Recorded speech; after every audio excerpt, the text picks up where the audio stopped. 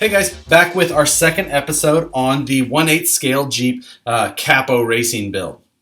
Now, I've been going quite slow with this build, just taking my time, going through every step as carefully as possible. That is something that I think you would have to do with this build because of the level of instructions and design. Now, the parts detail in this thing is like you would expect, especially for the money. It is very high detail. Now, some things though that definitely has sacrificed the ease of construction for this thing.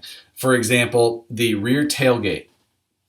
Now, back here you can see the hinges, and they look just like a Jeep hinge, the whole thing. This whole tailgate swings open like a real one would. The door handle in the rear is actually what functions as the latch. Now, it doesn't function like a real one with the push button. It actually, you swivel that handle, and then that allows you to swing out that tailgate. But the point that I was getting to with this is that a couple of the things, like the hinges back here. The hinges have a screw on the top and bottom. Now, the problem with that is that you have to put the body side on for the hinge first, because the screw to attach that goes in from this back side into the body. Now that means that you then have to attach these the actual arms of the hinge after that, and you actually can't really get to the bottom screw on the top hinge or the top screw on the bottom hinge without using a very short or even cut off old school L handle wrench.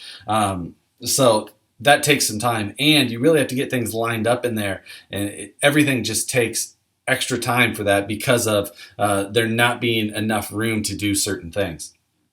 Now, I've gotten through most of the body construction, not all of it. I still have a few things left on the front end, and the front fenders on this are just hanging there at the moment. I can actually easily remove those at this point still. I need to attach the front fender flares before attaching them onto this body as is. But I hadn't put a video out on this thing in a while, so I wanted to do a little bit of an update before too long.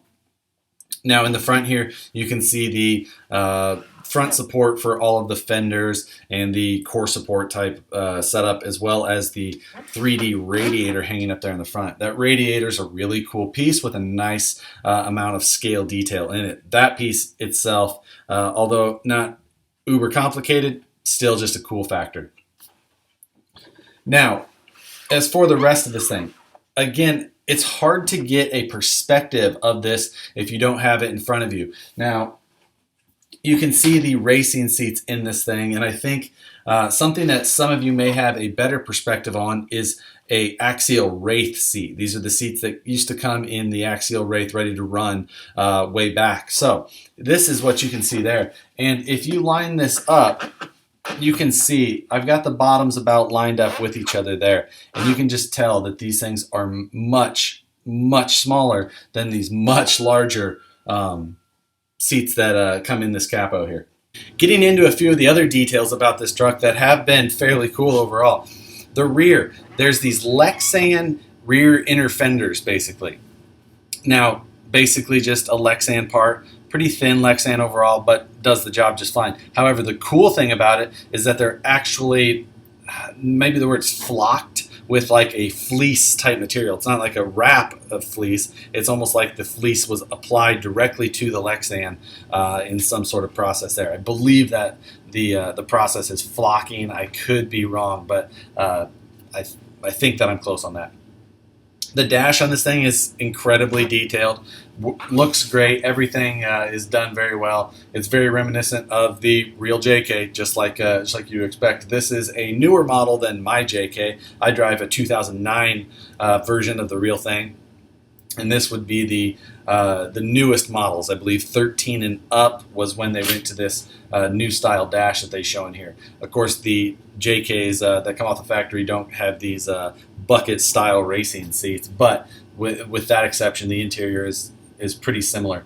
The roll cage design on this truck is pretty decent. It is aluminum rod, and then it has been bent. It's not machined exactly in this shape. I think that it's was originally just straight rod, then bent, then machined. Mine had pretty decent fit overall. Everything was able to kind of bolt in, and It didn't necessarily, once you bolted it in, it wasn't necessarily in exactly the right spot, but once you attached all of the pieces together, then everything lined up pretty much like I think that it should. Now, as far as fit, finish, quality, and things like that, I have ran into a few things. A couple of things in the instructions that weren't 100%, as well as one in particular issue that I'm having on this windshield area where I'm not able to get the windshield frame to attach with both screws. These screws that come and attach this windshield to the door pillar kind of piece that comes in the front here doesn't line up. I can't get the windshield far enough down to hit both holes at the same time. Now, that's an issue. I'm not exactly sure how that's going to get rectified yet. It's not far enough off where I could re-drill and tap, not something I'd want to do either. So I'll come back to that and make sure that there's nothing else I can do before trying to go any further with trying to get that situation rectified. Other than that, most things have gone together pretty well on this build so far. There is some interesting design choices that are made, some things that screws thread into some pretty thin materials, but it is just in the name of scale detail. This isn't a basher. If you bought this truck, you're going to understand that this isn't something that you're going to go jump off the rocks or bash around crazy. You're going to drive this thing similar to how you would probably drive a rig similarly built to this in the real world, or close to it. Much closer in that spectrum than as in the way we normally drive something like my deadbolt hanging on the wall over there. Overall though, is it worth the money? I think that if you're buying this truck, you know what you're looking for, and you probably know overall close to what you're expecting. This is a low quantity build, so you're paying a little bit for those costs that incur to build something like this. So you know you're going to pay a premium just to have something that's built as scale as pretty much anything we've seen so far. That doesn't make this thing going to be 100% Nat's ass on every specific little detail. A lot of you guys would expect that from a $2,400 kit. I know it's hard to hear that and understand that or fathom that. And for the people that there's just no way they could ever accept that something that costs $2,400 isn't absolutely perfect, this isn't going to be the car for you. It just isn't. There's certain details about this thing that it's not going to be for everybody. You're going to have to almost expect certain things to come up when building a kit like this, being that it is such a low quantity product overall. But for now, that's where we're at with this build. I am really looking forward to getting the chassis assembled, dropping the motor, transmission, and transfer case from the kit into that, and then lowering this whole body and everything down on top of it. I do think that the rolling chassis for this thing is going to be a pretty cool looking piece overall. Probably going to be my favorite part of it in general. The body is cool. For those of you who didn't know or are wondering, it is a metal body and it's a cast aluminum, like a die cast type car. So if you got this thing and you were going to think that you're going to take it down the trail and kind of rub it into some rocks and get some realistic trail damage, that's not going to happen. Cast aluminum is not going to dent or things like that. Really, all you were going to do if you got really crazy with it is actually crack or break something. So you have to take that into account as well if that is something that you were thinking that you would get this car and that's what your end result would be. Not exactly going to be the case. It's going to be similar to a hard body, Tamiya body or RC four-wheel drive body, where you're not going to get realistic trail damage by bashing that thing into rocks. You're just going to break it if worst case.